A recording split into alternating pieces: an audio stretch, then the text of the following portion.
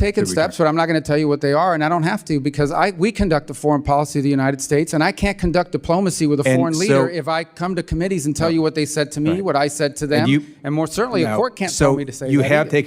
Marco Rubio just shut Ted Lieu down in brutal fashion. Marco Rubio absolutely dismantled Ted Lieu in this exchange, and what made it so effective was how calm and controlled Rubio stayed while Lieu kept trying to force a political soundbite. I recognize Representative Lieu. Thank you, Mr. Chair. Secretary Rubio, thank you for being here today. As a member of the legislative branch, I don't have a special exemption to violate the law. You would agree with me, wouldn't you, that in America, no one is above the law? Of course. Okay. And in our system of government, it's Congress that makes the laws, the executive branch that executes the laws, and the judicial branch, when there's a dispute, that says what the law is. Is that right? Within the context of separation of powers, yes. Okay. And the reason that due process is so fundamental to America is before we put the entire weight of the federal government and snatch someone off the street, we might want to ask, hey, do you have something to say about that? Might we have the wrong person?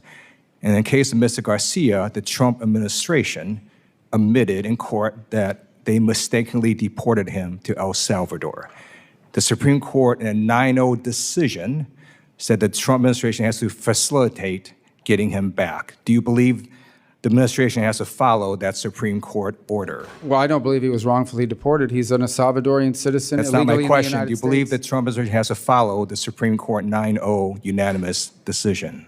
Within the context of separation of powers. Okay. No court can tell me how to conduct foreign policy. They can't tell me what I have to say to a president of another country, nor do I need to tell them what I told the president of another country, because I can't conduct I'm just asking you, do you believe the Trump administration has to follow the unanimous Supreme Court decision? I believe we are following it.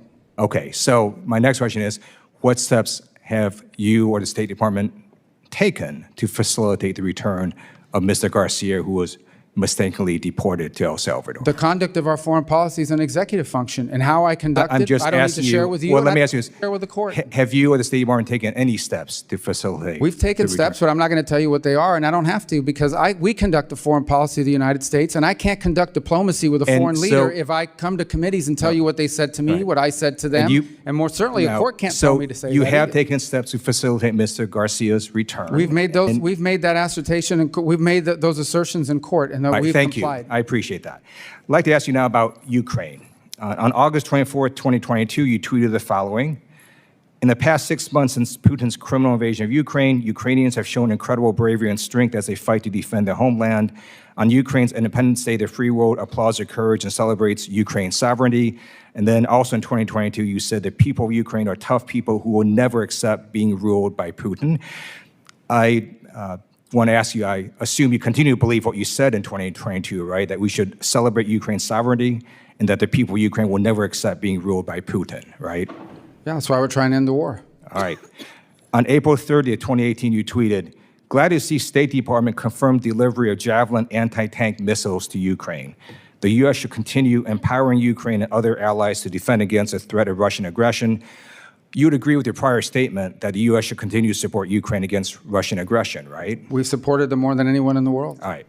Unfortunately, it appears Secretary of Defense Pete Hegseth went rogue and decided unilaterally to stop support for Ukraine earlier this year. Various news organizations reported that Secretary Hegseth paused military support to Ukraine without President Trump's knowledge.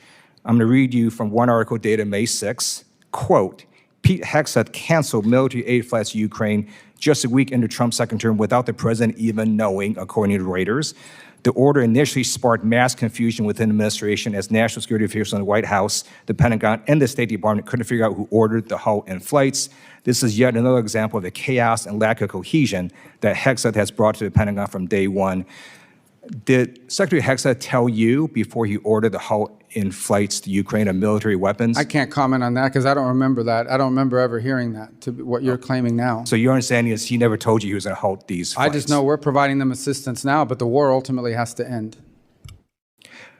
In 2016, you stated the following. From his repression of the Russian people and the assassination of his critics, to his dangerous invasion of Ukraine, the occupation of Crimea, to his threats against our NATO allies in Central and Eastern Europe, to the war crimes committed by Russian forces, Putin's Russia is a threat to global stability. You would agree with your prior statement, right, that Putin's Russia is a threat to global stability? I would agree that in my role as Secretary of State, my job is to bring Russia to the table to end a war. And that's what we're trying to do right now. We're trying to end a war so that more people don't die. Thank you. And trying to end the war, I simply note that Putin on Palm Sunday launched a barrage of missiles, killed a bunch of civilians. Right before his conversation with Trump recently, he launched a bunch of missiles, killed a bunch of civilians. So clearly, Putin is giving the middle finger to you and to the president. I urge you to defeat Putin on the battlefield. That's the only way to get him to the negotiating table. I yield back. Chair now recognizes. Ted Lieu clearly walked into this hearing thinking he had the perfect setup. He tried building this dramatic argument around no one is above the law, separation of powers, due process, and the Supreme Court ruling involving Abrigo Garcia. You could tell he was trying to corner Rubio into saying the Trump administration was defying the courts. That was the entire objective from the beginning, but Rubio immediately refused to play the game Democrats wanted him to play. Instead of falling into the media trap, Rubio shifted the conversation to something Democrats hate acknowledging. The executive branch controls foreign policy, period. That is literally how the system works. Courts can issue rulings, Congress can hold hearings, but the Secretary of State is not required to publicly reveal sensitive diplomatic conversations just because Ted Lieu wants a viral moment for cable news and social media. That's where Rubio completely flipped the pressure back onto Lieu. Every time Lieu repeated the question, Rubio kept hammering the same point.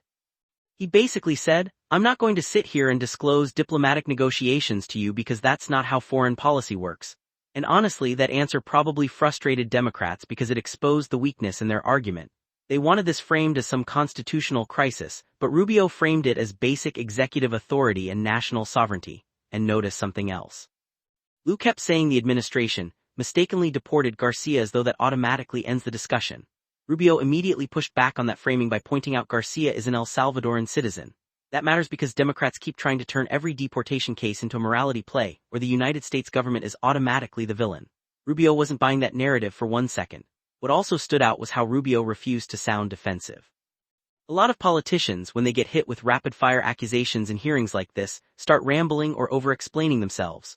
Rubio did the opposite. He stayed measured, answered only what he wanted to answer, and kept returning to the broader constitutional argument. That frustrated Lieu because the whole strategy depended on forcing Rubio into a damaging headline. And honestly, this is becoming a pattern with Democrats in these hearings. They come in acting less like lawmakers and more like prosecutors auditioning for MSNBC clips. The goal isn't really oversight anymore. The goal is creating a viral exchange they can blast across social media with dramatic captions about saving democracy. But Rubio turned the hearing into a debate about executive authority instead of letting it become an emotional spectacle. The bigger issue here is that Democrats are increasingly trying to use the courts as a political weapon against Trump's administration. They know they lost the White House. They know Trump's immigration agenda still has massive public support. So now the strategy is to run everything through activist litigation, and then accuse the administration of ignoring democracy anytime executive officials refuse to publicly discuss sensitive operations. Rubio saw that coming from a mile away. And let's be honest, there's a reason Democrats keep focusing on cases like this. Immigration remains one of the strongest issues for Republicans politically, because millions of Americans watched the chaos at the border for years. They saw overwhelmed cities, overwhelmed resources, and an administration under Biden that often looked completely incapable of controlling the situation. Republicans like Rubio are speaking to voters who believe immigration law actually has to mean something. Democrats, meanwhile, keep framing enforcement itself as cruel or illegitimate. That disconnect is becoming impossible to ignore. Then the hearing shifted into Ukraine. And again you could see Lieu trying to trap Rubio with Rubio's own past statements. He read old Rubio tweets praising Ukraine and condemning Putin, hoping he could create some divide inside the Trump administration or expose some contradiction. But Rubio never took the bait there either. Instead, Rubio kept bringing the conversation back to ending the war. That's important because Democrats keep pretending the only pro-Ukraine position is endless escalation forever. Rubio basically reminded everyone that diplomacy exists for a reason. The goal is to stop people from dying, not to satisfy cable news warhawks who treat every conflict like a permanent project, and that part of the exchange exposed another major divide in Washington right now. There are still plenty of politicians in both parties who seem more emotionally invested in appearing tough on Russia than in actually finding an off-ramp to the conflict. Rubio was making the point that being Secretary of State means dealing with reality, not just repeating slogans from 2022. That's why Lieu's line about Putin, giving the middle finger to Trump and Rubio, didn't really land the way he probably hoped. Rubio's entire argument was that diplomacy is messy and difficult, but ending wars requires negotiation whether people like it or not. Democrats often talk as if negotiations themselves are weakness, but historically every major conflict eventually ends at a negotiating table. Rubio kept steering the conversation back toward that reality. And when Liu tried attacking Pete Hegseth over reports about paused military aid shipments, Rubio refused to fuel media narratives or internal drama. Again calm, controlled, no panic, no emotional outburst, just refusing to give Democrats the spectacle they were hoping for. That's what made this hearing such a disaster for Ted Lieu. He came in aggressive and cocky, expecting Rubio to crack under pressure, but Rubio stayed disciplined the entire time. And the more Lieu tried to interrupt and repeat himself, the more it started looking like political theater instead of serious oversight. A lot of Americans are exhausted by these hearings because they've become less about governing and more about performance art. Democrats constantly walk into these rooms trying to manufacture gotcha clips for social media, but Rubio completely denied them the moment they wanted. Instead, he projected confidence, authority, and control over the discussion. And whether people agree with Rubio on every issue or not, one thing is obvious after watching this exchange. Ted Lieu thought he was going to embarrass Rubio, but by the end of the hearing, Rubio was the one controlling the room while Lieu looked frustrated that he couldn't break through the talking points. It also says something about where the Republican Party is right now under Trump's leadership.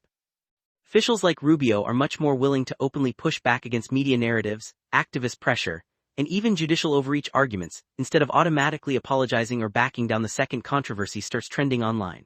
Republicans increasingly understand that Democrats often rely on the perception of moral outrage more than the actual substance of the argument itself.